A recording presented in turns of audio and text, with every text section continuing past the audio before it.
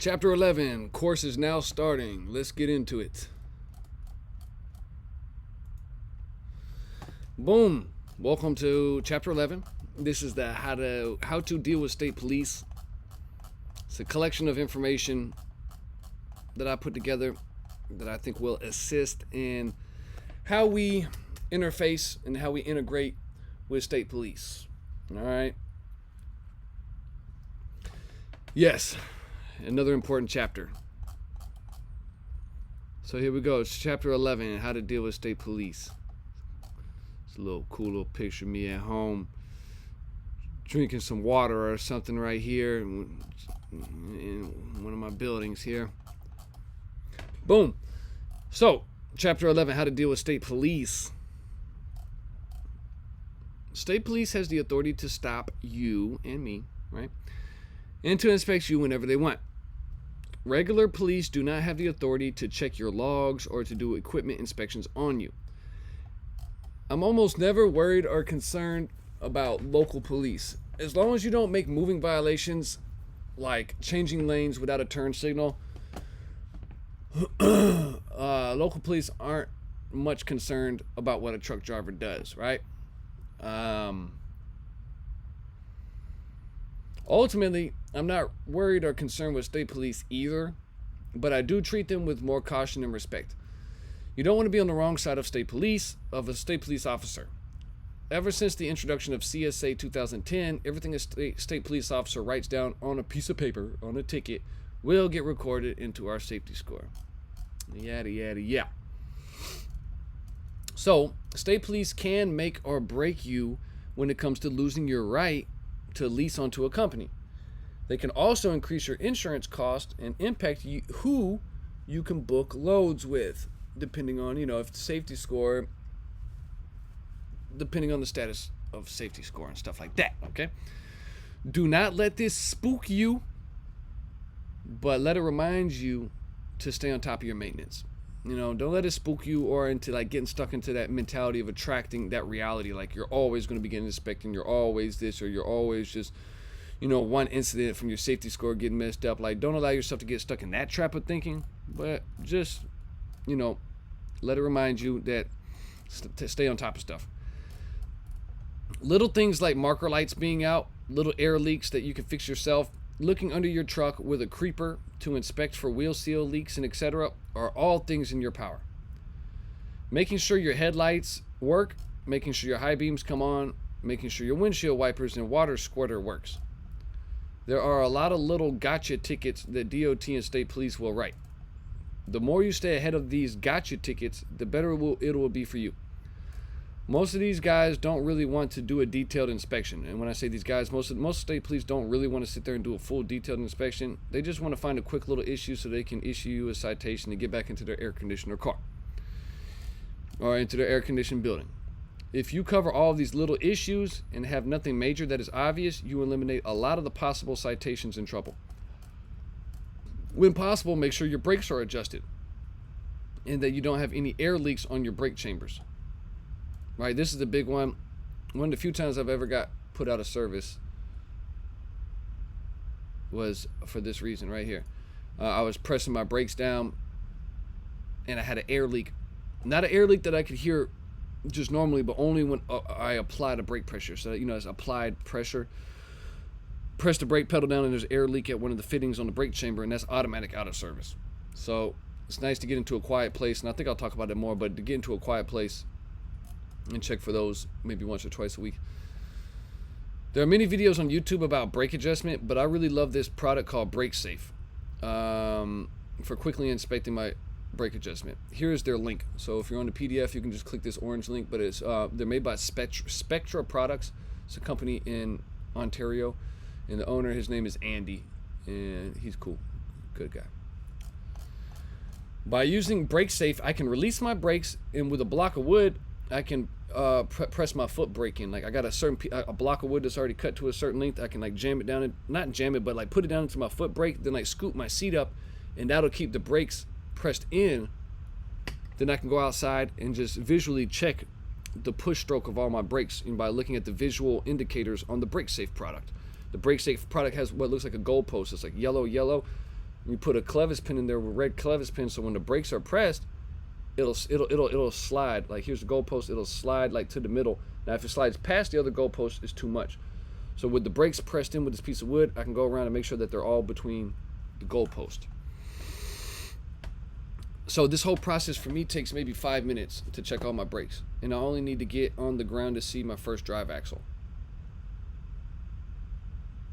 The rest I can check by leaning in and taking a look. What a game changer BrakeSafe has been for me.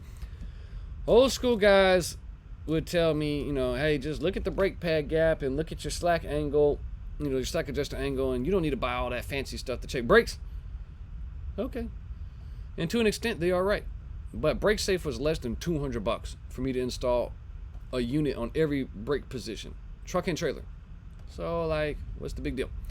Why would I not make this small investment into increasing the efficiency of my business? So, when I check my brakes, I know for a fact that they are in adjustment. I can't tell an officer, oh, they were good this morning when I looked at the brake pad gap and the angle. It's like the DOT officer is measuring push-stroke distance and does not care about these old-school methods of, oh, it's fine.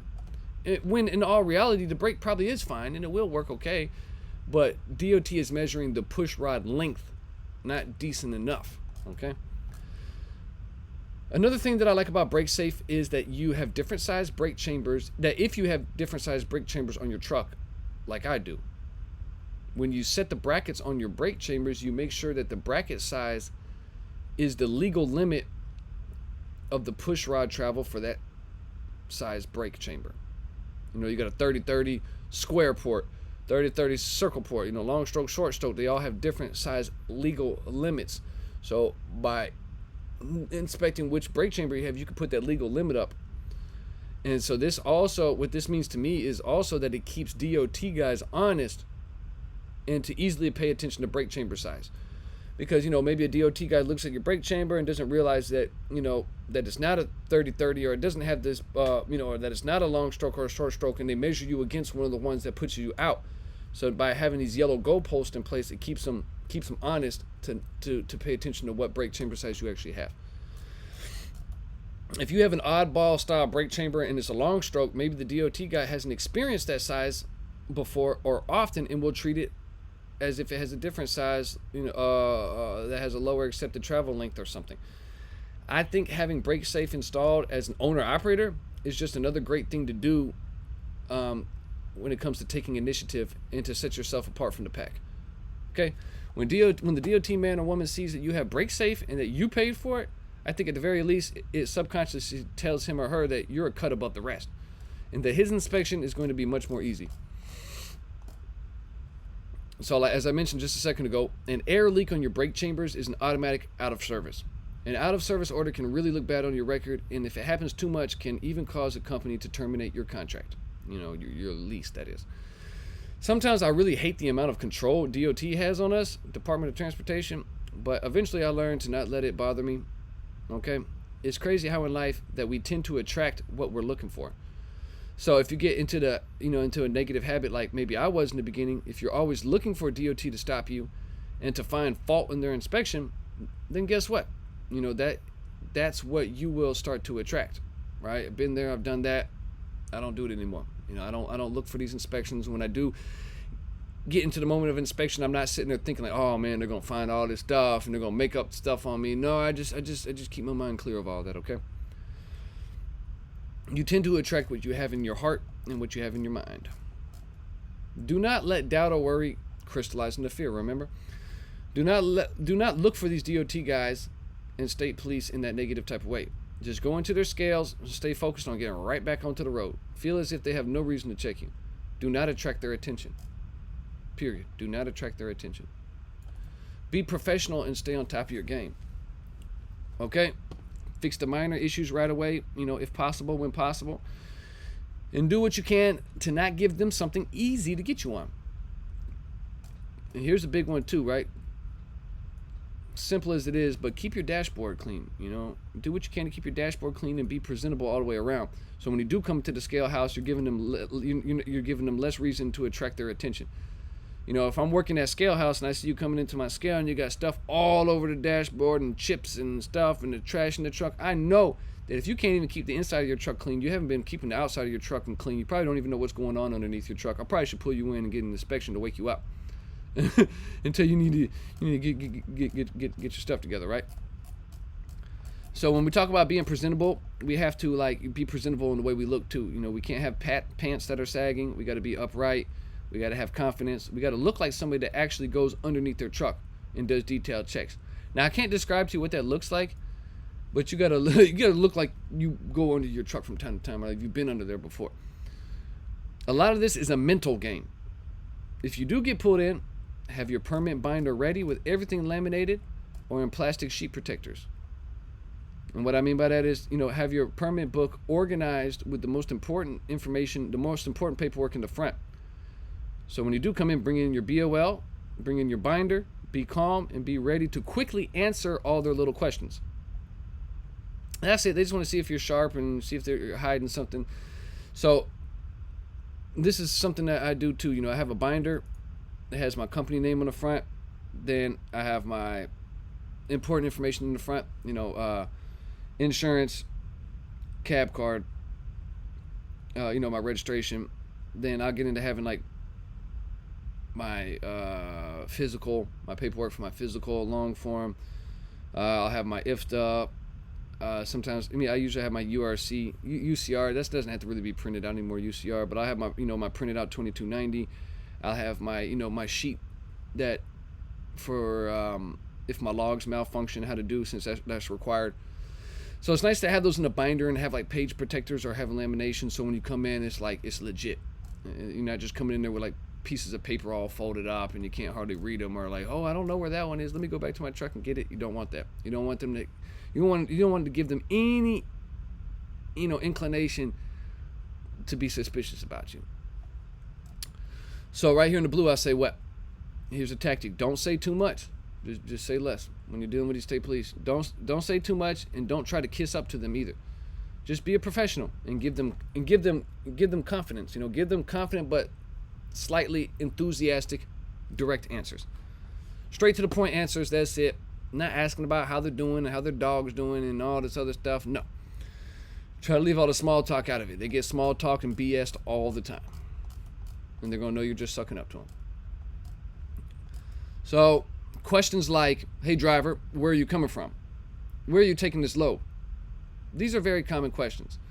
So don't let them intimidate you. Just remain calm and confident. It's pretty much the same questions they ask every time. The main reason they ask you, where did you pick your load up and where does it deliver, is because they want to see if it's an INTRA, an intra-state move. If you pick up a load in their state and deliver the load within their, you know, same state, it falls under intrastate jurisdiction. And you actually, and usually you need a special permit or authority to do so. Again, you see what's going on? They're just looking for the easy ticket. But if you don't answer these questions in this smooth and confident way, they may start to think that you're hiding something.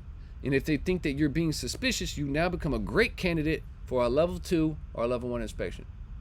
See what I'm saying? When they're like, where did you pick this up? And you're like, oh man, I've been so many places recently. I can't remember. No, it's just, you know, when you're walking into the scale house with your paperwork, if you got called in, just be ready to answer that question. Where'd you pick up? Converse, Texas. Where are you going? Winston-Salem, North Carolina. What are you hauling? Hauling air conditioners. You know, just be ready to answer those 3 questions. What are you hauling? Where are you going? And where'd you pick it up? Because if you don't answer these questions smoothly and calmly, they might think that you're hiding something. Now they want to raise you up to go get an inspection. Cool?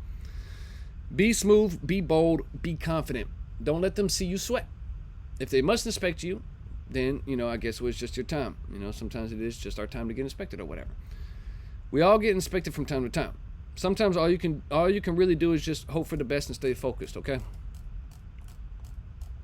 I once got put out of service right after doing like $5,000 worth of preventative maintenance. Right? It was a morale crusher, I tell you. I got over it. But it was December, right? And I figured I would put some of my profits that year into fixing some things up instead of just paying the extra money on taxes or whatever. I felt like there were some things I could just do some preventive maintenance. So I put all new brake chambers on my truck, all new S-cams on my truck, I put 4 new trailer tires on my spread axle, and I bought 4 new rims for the outside of my trailer tires, so it looks nice. I didn't have to do this, but I did. I was good and confident that year. That I was what? Oh yeah, I'm staying ahead of DOT this year, right? But it was my fault at the end of the day, because when I went to press my brake pedal down during inspection, I had an audible air leak. It was just hissing. As soon as I pressed that brake down, I got into the inspection place up in Alabama, going into Tennessee, the Bay, and I was like, oh yeah, I'm gonna crush this. And he's like, all right, go ahead and press your brakes down. As soon as I pressed my brake down, it was just, and I was like, golly, man, I failed already. Dang, man, 5 minutes into this inspection, I already failed. And so that was automatic out of service, right? Why did I have this leak? Because I let somebody replace these brake chambers for me, and they didn't tighten up the 7/8 nut on my brake line all the way. Matter of fact, this is one of my good shops in town, not the one by the Loves, but down further south in town. But I got this old guy that works there. I'm cool with him and stuff, but like he just, I don't know. He just, I know now that you got to do more quality control with him. But anyways, I try to avoid having him work on things. Or I do at this point, really now. Or I have to really look at him. I'm like, look, man to man, I don't care that you're 65 years old. You got to tighten up because I'm paying for this. But so there's a big 7/8 nut that attaches the hose to the brake chamber, and it just wasn't tightened down all the way. That's all it was. It was just loose enough to cause an air leak. I went down there with a 7/8 wrench, tightened it up it had to go all the way around one time, and like half another time. Then the air leak was gone. That's all I had to do to fix it, but it was still out of service, right? And here's what's crazy. Well, no, I'm not gonna go there. I'll just read. I should have checked over his work, and I did. I did check around, just not detailed enough. I should have checked. I should have pressed for my brakes down, for applied pressure leak. You have to be careful with those air leaks that only happen when you put pressure on the brake. Aim to make it a habit of checking for applied brake pressure leaks at least once per week. All right. Usually this requires being in a quiet place so you can open the door and hear the leak if there is one. So what I would suggest to do, like during the middle of a day, like say you're about to go do your 30-minute break or something like that, sometime during the week, during the middle of a work day, when there's not a lot of people at the truck stop, probably like 2 o'clock, 10 o'clock, 12 o'clock, 3 o'clock, something like that, so where you can go to like one side of the truck stop way in the back where nobody's at yet. Then you can go press your brakes in and open your door and roll your windows down or whatever, and just press your brake down and hear if you have any leaks. Listen really good to see if you have any leaks. So, what I say right here, quote unquote, I quote unquote low key got punished for doing right and for doing preventive maintenance, but at the end of the day, it was still my fault. We're gonna feel a lot better about the stuff we do if we just go ahead and take ownership, even though it was, my mechanic that didn't tighten it down, but it was still my fault because it was my responsibility to to double check his work. Okay, so by going ahead and taking ownership of this, we can get behind these little problems and learn from them and keep on moving instead of just playing the blame game and placing the blame on everybody else. We don't want to get in the habit of doing that. It's a pretty negative way to live.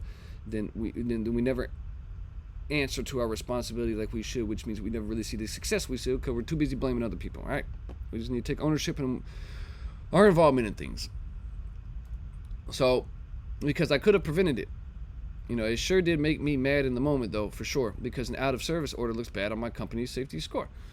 And he didn't even seem to care, really, about my culture of professionalism and safety either, right? He completely ignored my nice Michelin tires, my new brake chambers, my clean professional upkeep, and etc. He saw that I was handling my business and I was about my stuff.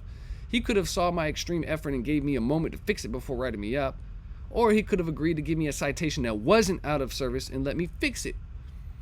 It took me 5 minutes to fix it myself, by the way.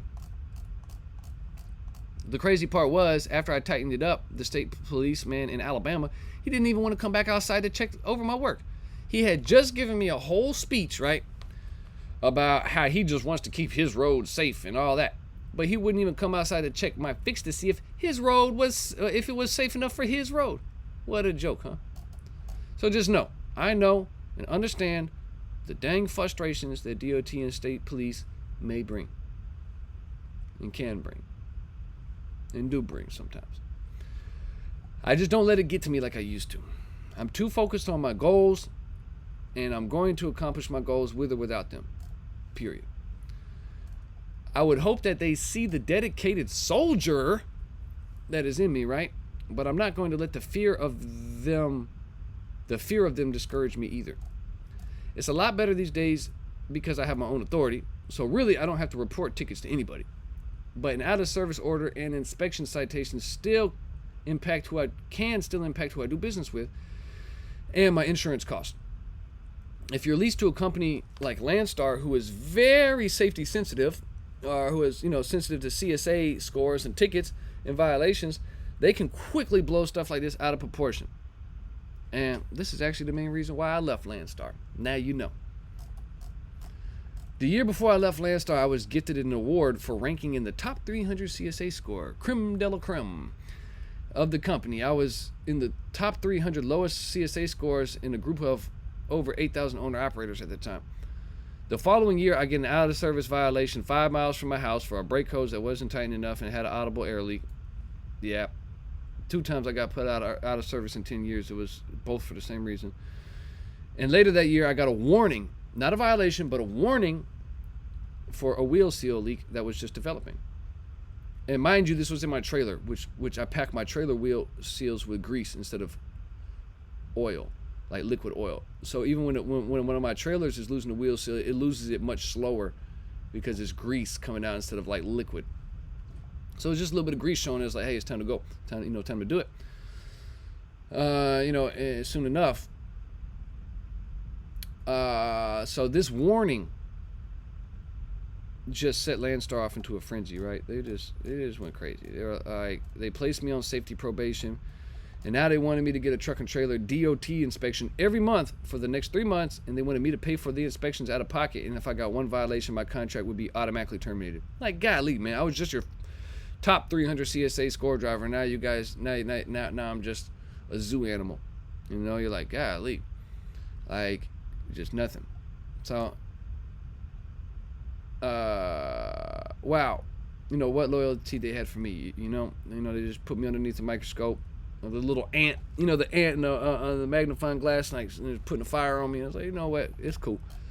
I was just winning awards, and now I was on the chopping block because of my errors, yes, but also because the strength of state police. Landstar seems to always side with the state police. In my 5 years at Landstar, they never really asked me what happened. They would just side with the state police. Someone from a 904 area code, the Jacksonville area code, safety or compliance department would just call me assuming I'm wrong because it says so on the report. Hey, Andrew, why did you do this and did this and this and why did you do it? It's just like, well, you don't even want to ask me what happened? Thank you, Landstar, but no thanks. I'm cool. It didn't take me long to realize that I wasn't going to let Landstar terminate me, okay? I had come too far in doing what I was doing. I had already paid off my truck, I think. I was getting close to, I already had my second truck, I think, too. Yeah, I already had 2 trucks at this point. And I was like, you know what, that's cool. I'm not going to let y'all fire me or whatever. Because first of all, I don't even work for you. We're supposed to be equal business partners. I'm a contractor. This was 5 years. This was after 5 years of great loyal partnership at Landstar with no accidents and only like a minor moving violation or 2. I was still learning early on. I was only 23 when I got in. Right? You know how it is. Where we're young, when you're young, you got to learn. You got to get life experience. I didn't want to leave, but I did. And in hindsight, I'm glad I did. It was the push I needed to get my own authority and to be more in control and do things my own way. But at the end of the day, of course, I tell this to everybody about Landstar. I don't want to burst your bubble with Landstar. If you're at Landstar, going to go to Landstar because I am very appreciative of my experience at Landstar. Amongst other things, Landstar really got the importance of CSA scores and maintenance really drilled into me. I carry that same professionalism and standard everywhere I go now. It was so, their standard was so high that it just became a part of my habit and I keep that same standard with me as far as keeping stuff up to date, looking good, doing well, okay? The sad part is the majority of DOT and state police don't really seem to care about safety.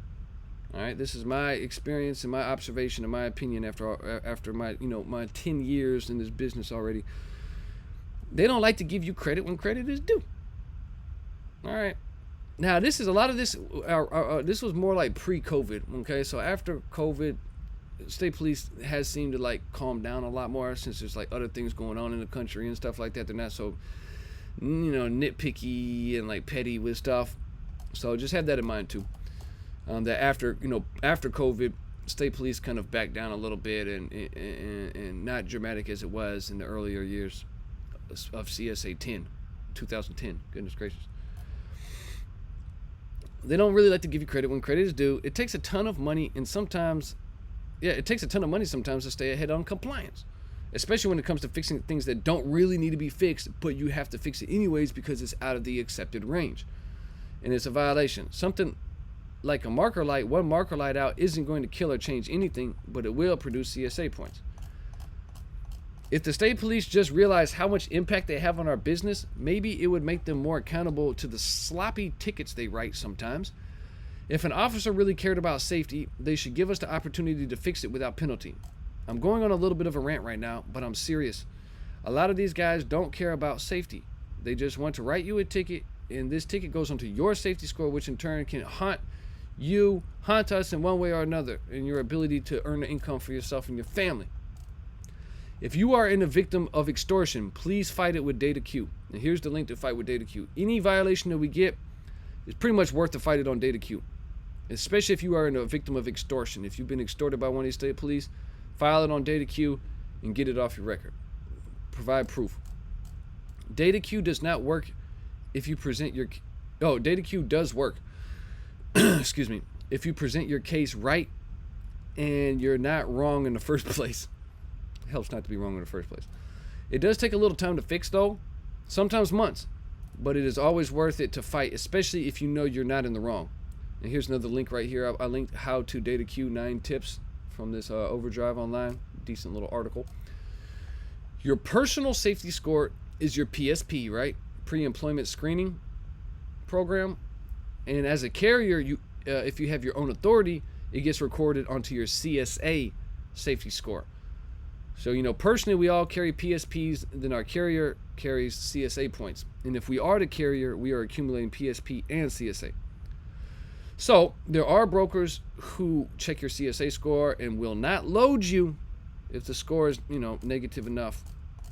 But in my experience, the main thing brokers look at is the amount of accidents first, and then your overall safety score. If you have some out of service on your safety score, it shouldn't make or break you as long as the rest of your profile looks well and you don't get into accidents.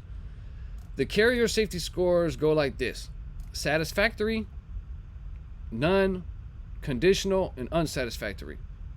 There are more things considered into a safety score than just vehicle maintenance, but vehicle maintenance is on the list for sure. The list of categories determining your carrier safety score is this. Looks a lot like this, which is 1, unsafe driving, 2, crash indicator, 3, hours of service and compliance, hours of service compliance, 4, vehicle maintenance, 5, controlled substance, alcohol, 6, hazardous material compliance, and 7, driver fitness. These are all things that can be researched further on the fmcsa.gov website to see, but this is the gist of it right here, but to see what each one of these categories mean in further. Like driver fitness isn't really like how well do we work out. It's more like we'll have like logs and we'll be in that category and different things like that. So you can really just go straight to the FMCSA if you're interested to seeing what really comprises each one of these categories. Okay. So do what you can to not drive crazy. Don't drive crazy. Give yourself plenty of space from other vehicles so you don't get into a wreck, right? Just give yourself some space. Use your turn signals. Don't speed. Don't get moving violations. Don't drink and drive. Don't fail drug tests. Don't cheat your logs. And be serious about controlling your gotcha tickets from DOT. I'll cover this type of stuff in more detail in my own authority chapter. Okay, so when we get into that, we'll cover some more of this. But this is the main thing. If we just be careful and on the moving violation side of things, and not doing too much with our logs and stuff like that, we'll be okay for the most part. Okay. Let's keep it simple and highlight some important things to remember and what to do when involved with state police, DPS, DOT, and the likes.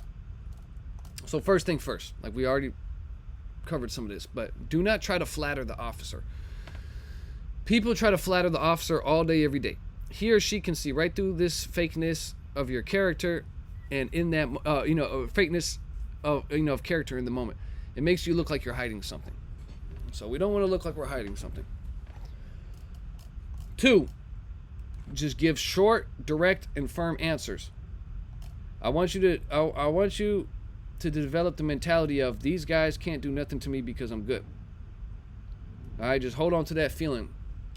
This is not a cocky confidence. This is a supreme confidence, so to speak, right? This confidence telepathically lets them know you are not worried about not a thing they can do, because you are not the problem that they are looking for. This just helps set the energy for your interaction, okay? Find the balance. Find the balance between being serious and being enthusiastic. You don't want to be too enthusiastic, you don't want to be too serious. If you're too enthusiastic, they might think you're on drugs or something, right?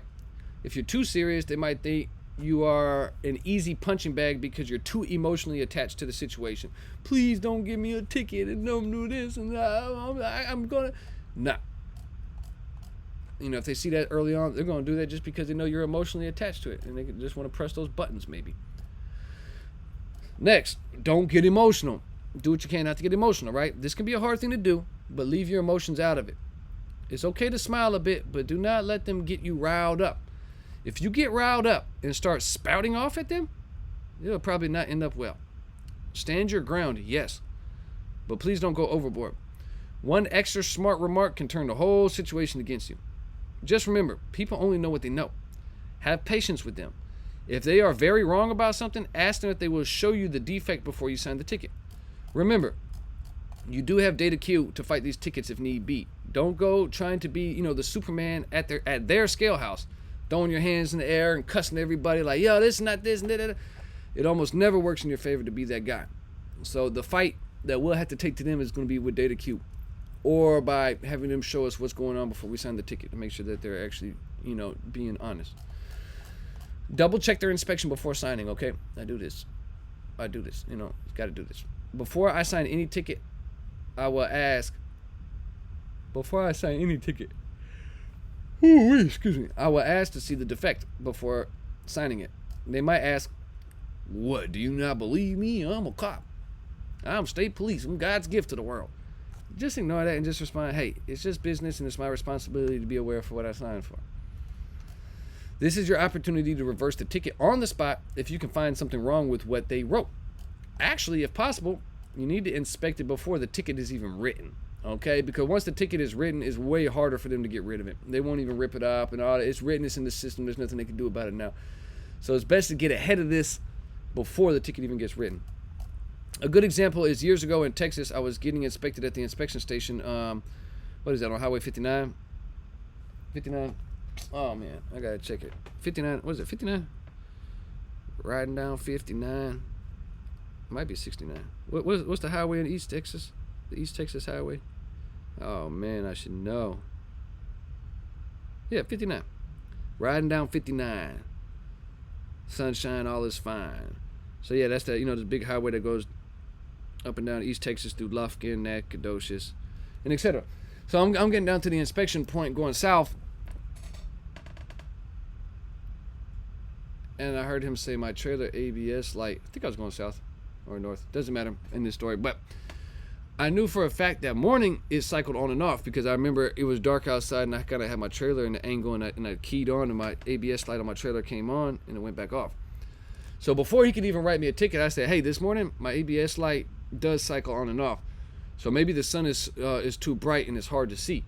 I was like, I want to inspect it myself while covering the light with my hands. And my wife, she can turn the key on and off so we can see. And he was like, all right, he agreed.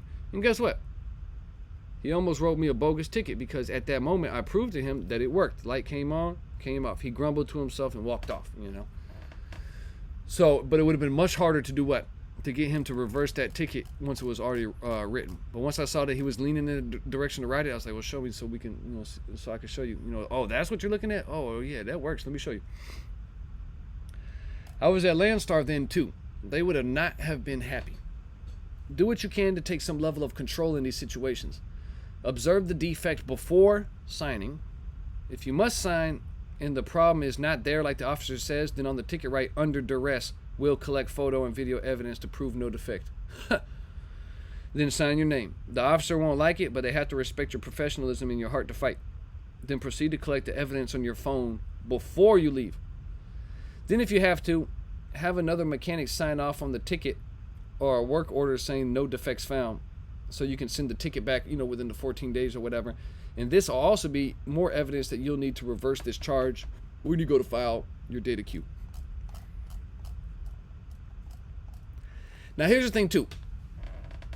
Now this is just some pro level experience stuff I want to share with you. You don't have to do this. I don't want to get you in trouble with your company, but this is one thing that I learned that I would have did different early on, which is do not report everything to your company so quickly. That is, I'm not saying withhold information, but don't be so quick to report it. Why? Let's talk about it. Hear me out. I'm not saying or advising you to be an outlaw rebel trucker. I'm just saying slow down the roll a little bit when it comes to reporting things to your safety department. Especially if you're at a super sensitive safety company like Landstar. A company with a hypersensitive safety culture can be worse than the DOT at times. They will write stuff up internally in a different way than the DOT does, and the way your company writes up safety infractions will follow you from one company to the next company. So they might even write up, you might tell them some stuff that you don't even need to tell them yet. They write it up even worse. Then when you go to your next company, that same thing that they wrote up in-house follows you to the next place. Let me give you an example. I have a great friend that got into a jackknife, and I put jackknife in quotations, jackknife. Except for he didn't get into a full jackknife. It was more like, I call it like a butter knife. He was getting off the exit real slow, and the truck just barely slid like this. Trailer touched just a little bit, no damage on the truck. Air line needed to be fixed on the trailer.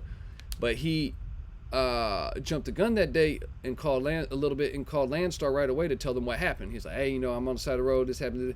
And I made this mistake too. I would think that I'm doing the right thing by being completely honest and transparent, but end up getting myself into more trouble. Because what happened was this. Like I just said, he got off the exit ramp because the roads were so iced over and it was getting bad with snow, so he was doing the right thing, right? Get off the road. And right before the stop sign, he hits a patch of ice and begins to easily slide at about 2 to 5 miles an hour at the most. And there was a very slight bump, boom. The only damage was a glad handle of the trailer that needs to be replaced. And he was at the truck stop exit, so he could easily walk down there and got a glad hand, put the glad hand on, hooked back up and kept moving. As if nothing happened. Because nothing really did happen, right? It was just a moment in time that got a little dicey, but it didn't define him as a driver, in my opinion. So anyways, what he did was he calls the police just to help with traffic. And my friend finds a way to get going again, and that's it. He kept himself moving, didn't need a tow truck or nothing, right? The police asked, did you call your company yet? And my friend says, yeah. He was like, yes. The officer was like, dang. He regretted to inform my friend. He was like, dang, since you already called your company and they know, I have to write a police report now. If you didn't call him, I wouldn't have wrote a police report. He wasn't even going to write it up. But guess what the end result is now? Landstar wrote it up as a jackknife and instantly terminated his contract. Not only was he not leased to Landstar anymore, the jackknife made it extremely difficult for him to proceed into getting leased with a company worth leasing onto. And he never got into a full-blown jackknife. Okay? Not even 10% into a full-blown jackknife. Not even 5%. The moral of the story is what? Keep your business to yourself. Okay? At least first until you figure out what to do with the situation. If you must report something, report it only after you've exhausted every other option and there's no way for you to fix it on your own. Then call them. Don't be a liar. Of course, don't lie and stuff, but don't be so quick to tell on yourself either. Don't want to tell on yourself. You work very hard to get where you're at and get to where you're going, okay? So don't be so quick to tell on yourself. But at the same time, don't use this as an excuse to just do whatever you want and just never report stuff or whatever. Just it's the balance. Because if you're going to get in trouble, you're going to get in trouble anyways. So no need to rush it, right? Let the situation play out first and do what you can to change it. Then go from there. You see this, like my friend, he would never have left Landstar at that time, etc. You know, that put him down for like 3 or 4 months. And really, he was already down for a couple months before that for a certain reason. And boom, he reported it, felt like he was doing the right thing. Police had to write it up, and he got set back in time over that. All right. Do what you can to fix it first. Do what you think is right, of course, but that's what I do based off my experience in these situations. If they were to ask me why I didn't call it in, I would say I was outside being safe in the moment and making sure nothing else could happen. You know, if the company asked me, why didn't you call it in? Because I was being a problem solver. You know, I was in the moment making sure that nothing else could happen and that no one would get hurt. I had a situation in front of me. And I couldn't call it in until I got free from securing the scene. Because technically I wasn't free to call. I was too busy coming up with a solution, right? Again, don't lie. I don't want to advise you to lie, but just use your own judgment and maybe not be so quick to get the company involved in your business. Next, here's another thing. Don't be so quickly to call police. This piggybacks off number 6. If you find yourself in a situation, don't be so quick to get the police involved. Put your triangles out, put your flashers on, and do what you can to create some space around you first.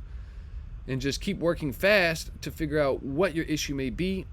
And if traffic starts getting bad or something, maybe call the fire department first and let them know that you are in a non-emergency situation and need some help. Getting the police involved too early can get you in more trouble than the situation really calls for. Use your own judgment on this. All right? Because, for example, you called the police in too soon, something that you could have, resolved on your own after about 30 minutes. Now the police wants to write you a ticket or something. Now you got to report this ticket to your company when you could have just did it on your own and not invited them into your business. Excuse me. But like I said, use your own judgment on this. But personally, I do not get police involved in any of my business unless it's a last resort and I've exhausted all other options. Next, we just spoke about this a little bit already, but be presentable and upright. All right. Hopefully this speaks for itself at this point, but I will elaborate a little bit further. When dealing with state police, aim to not intimidate them. Do not move too fast, and always keep your hands to where they can see them. If you get pulled over and you see the DOT man walking up to you, just hurry up and reach over and grab your permit book. I keep mine within hand's reach. And by having your permit book and your driver's license out and already on your lap or on top of your wheel, so by the time he even gets up to your door, you already got your license out of your pocket and you already got your book already like in your hand or on the wheel. So you don't have to reach for nothing to make no fast movements where you might feel like intimidated or something. By having your permit, book and your driver's license already out, it lowers the tension between you and the officer because you won't have to quickly reach for something, right? Attempt to put yourself in the mind of the officer for a moment. He or she doesn't know who you are. They don't know if you're violent, if you're on drugs, if you're wanted for a crime, or whatever's going on. Or maybe you got a whole trailer full of whatever, transporting people. They don't know. So the more at ease you can make them feel, the more likely the situation will not escalate and it will just turn out better. When it comes to when it comes to appearance, that's professional appearance. When it comes to appearance, just be yourself, but do so in a professional manner. What I mean by this is, yes, I have dreadlocks. That's not naturally considered professional, of course, in America, right? But when I'm on the job, I usually wear my hair in a professional way by putting my hair into a dread sock or something that keeps my hair back and out of my face. Okay, so if I were to just wear my hair, my dreads, like all over my face, like if I were to just go out like this, just everywhere I went, just not just not caring or whatever, and I'm just like whoa. And if I'm to be unprofessional or whatever, the officer is going to treat me as a troublemaker and with less respect. Chances are. So he'll be more inclined to give me a hard time. And see, another thing is, like speaking for myself here, like I'm from the South, right? So I also have a southern / whatever, like country type Louisiana accent most of the time. So this bothers some people. So until I figure the officer out, what am I going to do? I'm just going to say less. I'm not going to give. The less I say, the less reason I give this person to not like me. So he might already be looking at me and thinks that he doesn't like me. So I probably shouldn't give him anything else to not like me about. Because some people he's just not going to win over. So I'm just going to say less. And it's the little things like this that, you got to pay attention to. You don't have to tuck your shirt in and wear dress clothes or safety clothes or wear company clothes every day. But do find a way to be professional in your own style, in your own right. In the summertime, I wear short shorts above my knees and some type of nice fitting shirt.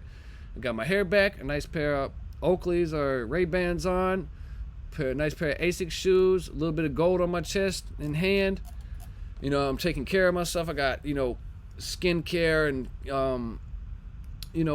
just different hygiene things going on. I got like lotion on or like skincare, brush my teeth well, got some nice cologne on. I'm taking care of myself and taking care of my hair, stuff like that. All right, all those little things add up to create your own version of professionalism.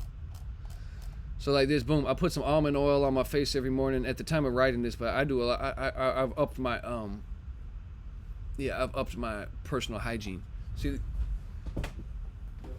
like for example, this is the personal hygiene box I take with me over the road. This is an old Izzy Miyake box. But like inside of here, I got, all sorts of stuff that I use over the road. I got, this eye cream. I got argan oil. I got beard lotion, beard moisturizer, deodorant, castor oil for my hair, stuff like that. So once you build a little kit, yeah. So since the time of this writing, I found even more value in personal hygiene and taking care of yourself and really presenting yourself well. So I put some almond oil on my face every morning for skincare and glow. I use some nice beard oil to treat my beard and make it shiny, and then I top it off with some nice deodorant and cologne. I've been using Jimmy Choo Blue lately, but now I've already moved on from that. Like I showed on Home Life and Budgeting, I think that's what I'm on right now. This Penhalen's Cario. Yeah, this stuff's super nice. They got a lot of different scents. They tested me out this one right here. This one. Truckerz. I think this is like a $500 bottle of cologne. They sent me some of this. It's really really fresh and rich. So I like wearing some gold too. Like I mentioned, to me, gold symbolizes that, hey, I've been doing this for a while, for a long time, and I'm successful. I'm not the one that you're looking for. I know what I'm doing out here, right? Look at my trophies. As you can see, my summertime apparel wouldn't be considered professional to some, but I make it professional by being upright, upbeat, and presentable in my own fashion. I become a person who's not hiding anything, and that's what it's all about. I become a person who is about his business. We just want to look like we want to give off, we want to present ourselves in a way that it doesn't look like we're hiding anything. Just be, just clean, nice, cut, upright role model of what it's supposed to look like, right? I remember the first time that I grew locks, I got into an issue with DOT, and I thought to myself, it was because of my hair, and I felt like he profiled me. So at that time, I decided to cut all my hair for business reasons. And a couple weeks later, I get harassed again. Except for this time, I was overboard professional. I had my orange safety shirt on. It was tucked in. I was super friendly, saying things like, "Hey, officer, how can I help you?" And I guess he could see right through me. Excuse me. At that point, I realized it doesn't matter what I do, per se. Oh, yeah, I realized, at that point, it doesn't matter what I do as far as, like, if I want to grow my hair or do whatever. It's just that I'm just going to be me in the most professional way possible, okay? I grew my locks back, and I learned how to let my actions speak louder than my words and to just say less. You'll see that's a very common theme in this chapter to take away from, all right? It's just saying less. And the answers that we do give, calm, firm, confident. Straight to the point. Be yourself, but be presentable. If you have a lot of hair, try to keep it out of your eyes and face. If you normally like sag on the pants a little bit, make sure that they're up in this situation. Some officers take sagging pants as very disrespectful, right? So we know this. And if you normally talk with like a heavy accent or like slang or something like that, just aim to tone it down a little bit, because we're in their world at this point. Their scale house, their jurisdiction, and just do what you can to be easy to understand. Project confidence and work on this one thing we call common sense, right? We all have common sense to a certain degree, but we just keep on working on common sense, because common sense is really, a lot of this is common sense. Common sense is telling us just to reserve ourselves in a way and operate in a certain, with a certain demeanor that projects confidence and professionalism. The more you get into a groove of figuring this stuff out, the easier it will become to be yourself and still get respected at the same time. And that's the beautiful thing, where you can still be yourself. You don't have to like put on a different face. You don't have to put on a different look. You don't have to do any of these things. You can still be yourself and professional at the same time.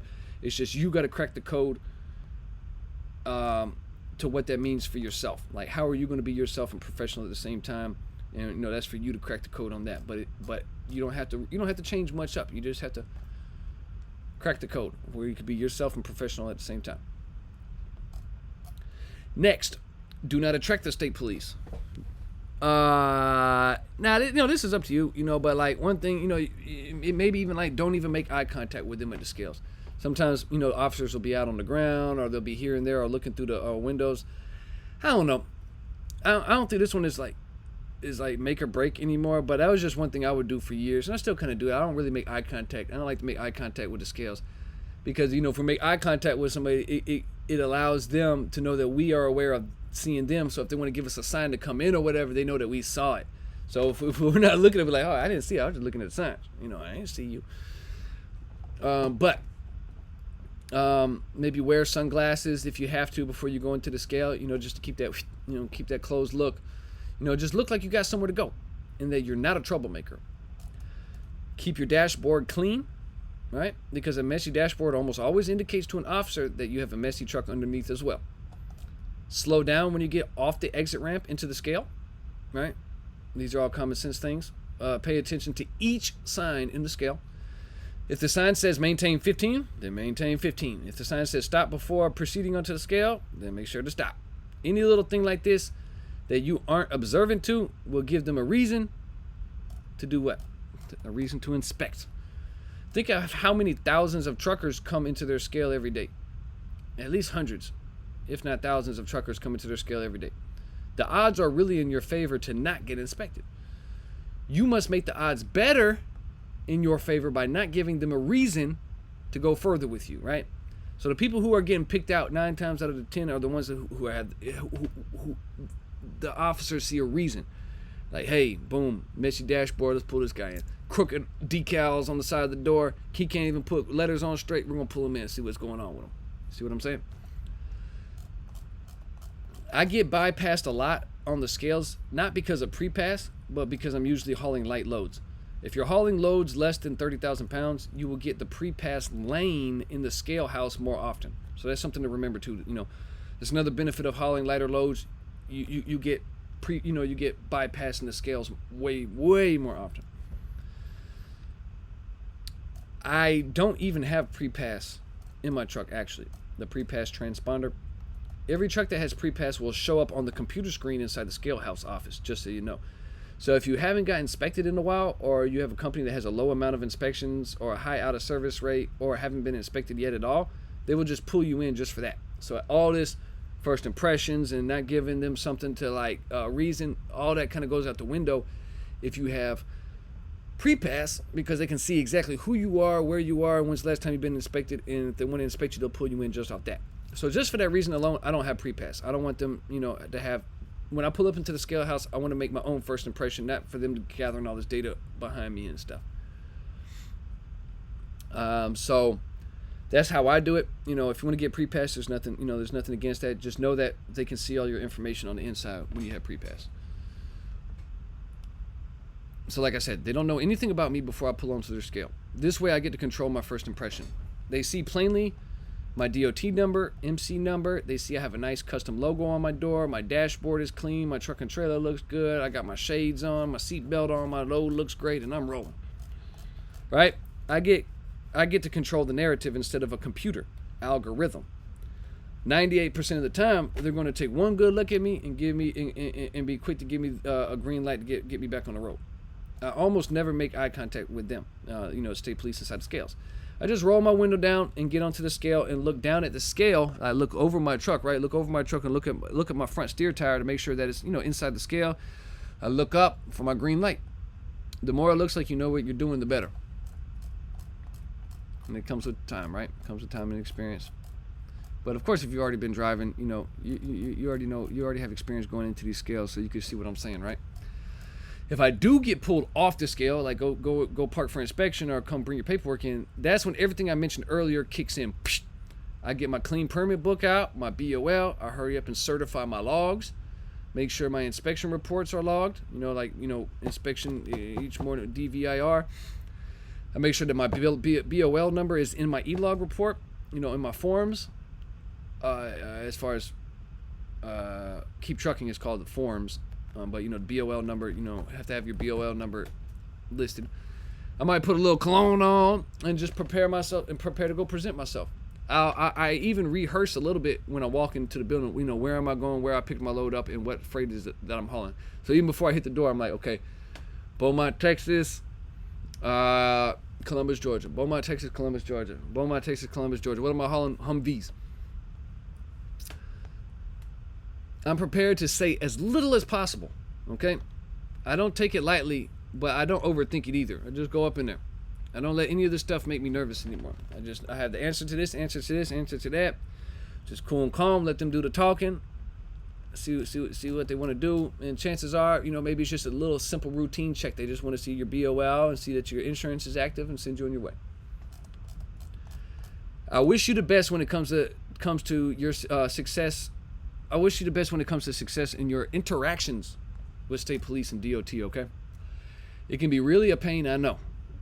But just like everything I keep mentioning in my book, keep on practicing, believe in yourself, find ways to become more professional, be more presentable, know your truck, have faith in your goal, know what you want, become obsessed with what you want, take care of your truck and paperwork prior to getting inspected.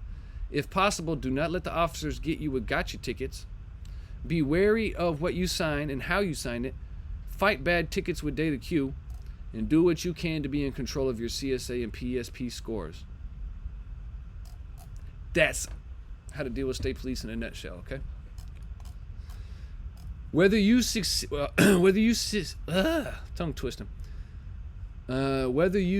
success or not, it has a lot to do with your attitude, your self-control, your initiative, and your persistence. Be persistent in getting better, all right? Just like every other topic that I'm showing and teaching in my book and whatnot, okay?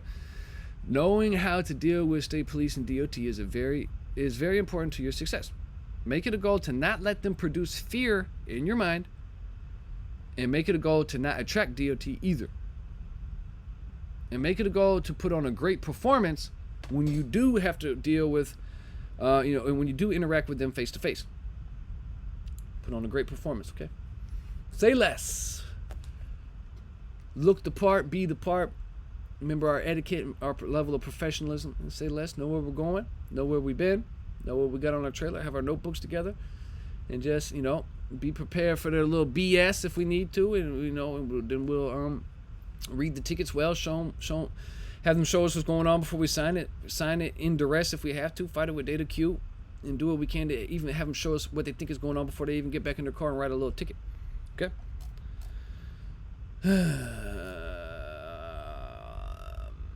Remember, be confident and say less, right? We just said that. But make it a goal to also make it very hard for DOT to find something wrong with your truck. Since we've been talking about state police and inspections, it's a perfect time to go ahead and get into the next important conversation of maintenance. Okay? So we're closing this chapter up. Again, you made it through another one. Chapter 11. You're getting stronger and stronger and stronger. You're getting closer and closer to living this reality. Okay? So just keep all this in mind with state police. this right here, what I wrote in the blue, this is a nice, summary in a nutshell right here. But it's just about, just being upright and being as professional as you can. We don't have to suck up to anybody. Say less, know where you're going. Find a balance between being enthusiastic and serious, not too serious, not too enthusiastic. It's a balance that we will and that you will get better with in due time with experience, as long as you now that you're aware, are as long as you keep this in mind going forward, you will get better at it. That's what I want to see. Okay. So since we're talking about state police and inspections, it's a perfect time to go ahead and get into the next important conversation of maintenance. All right. We're about to tie a lot of stuff together with this next one, the maintenance. All right. It's a long one. I'm gonna go ahead and warn you. I'm giving you pretty much a lot, everything I know about it. Okay. So I have a pretty big chapter ahead for you to study and learn. Okay, you're already starting to understand a lot the importance of doing your own maintenance, and or at least knowing more about your truck and motor. You are already seeing the benefits in how taking a hands-on approach to maintenance will increase your profit margins and lower your overhead. It can seem tough and like an uphill battle when it comes to getting the confidence and knowledge to mechanic on your own equipment. When I first did my own EGR tune-up, I was pretty scared, right? That I was going to mess something up and that I was going to be stuck in the country with no way to fix my truck. Because at that point, where we were was like 50 miles from a major town. And I'm like, man, I'm way too far in the country. I don't want to break nothing out. Go back and forth to get stuff. And long gone are those days, okay? There are still certain jobs that I won't do or will wait until I get home to do, just in case I mess something up. Because at home I have the benefit of having my car to go out and find and buy parts and etc. Right? Nonetheless, maintenance is super, super, super important, if not one of the most important elements to be in tune with. Okay, for this success in having a solo owner operator trucking business. Even if you don't end up wrenching on your truck that much, but like I said previously in shops and part stores, that if these guys think you don't know what you're doing when it comes to maintenance, they will be way more inclined to run a hustle on you. Even if you're a nice and good looking person, yeah? Sometimes they will just hustle you. Sometimes they will hustle you and not even know it too, right? And if you don't know it, guess what? You got hustled, okay? So, are you ready to increase your desire? Yeah? Are you ready to buckle down and do what needs to be done? Yeah? Let's continue to another important chapter that sets apart certain owner-operators from the rest of the pack. Let's continue into chapter 12, maintenance. You heard the man. Let's keep it moving. All right, that's chapter 11, y'all. That's chapter 11. So, how to deal with state police. Keep a lot of this in mind going forward. And try not to overthink it. It's just really just about being upright, calm, not moving too fast, keeping our hands where we can see them. Don't make it easy for them to find stuff. Data queue stuff when you need to. Pay attention to the signs in their scale houses, and just